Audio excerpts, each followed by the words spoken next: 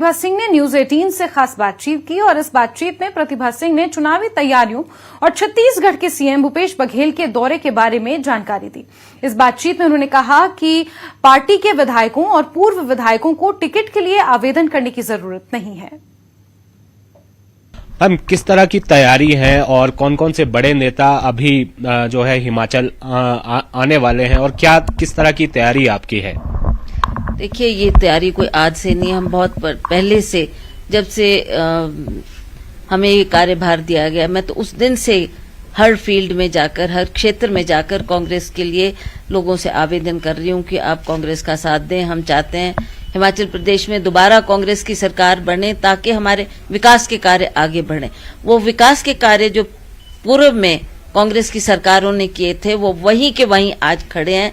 तो अब screening committee की बैठक कब होनी है और हिमाचल में जो मेरा पहले वाला सवाल था कि कौन कौन से नेता अभी आने वाले हैं, क्या खाका तैयार किया है? देखिए, इन्होंने हमारी एआईसीसी ने, हाईकमांड ने छत्तीसगढ़ के सीएम उनको ऑब्जर्वर बनाकर हिमाचल प्रदेश में लगाया है और उसी तरह से हमारे जो सचिन पायलट जी है राजस्थान से, वो भी इस कार्य को देख रहे हैं, जो समय समय पर यहाँ पर बैठ के होती हैं। और पिछली बार भी वो आए थे, उन्होंने प्रेस को भी एड्रेस किया और जो हमारे कांग्रेस के कार्यकर्ता है उनको भी वो निर्देश दे के गए। उनको भी जो एआईसीसी के आदेश है उसके मुताबिक उन्होंने उनको संबोधित किया और उनको लोगों को आग्रह किया कि अब आप तीव्र गति से पार्टी के काम में जुट जाएं और दोबारा से कांग्रेस को सत्ता में लाने के लिए काम करें। क्या जो पूर्व विधायक हैं, वर्तमान विधायक हैं, उन्हें भी आवेदन करने की जरूरत है? नहीं, ऐसी बात नहीं। दे आर तो ऑलरेडी डिसाइडेड, जो सेटिंग है या पूर्व में रहे हैं।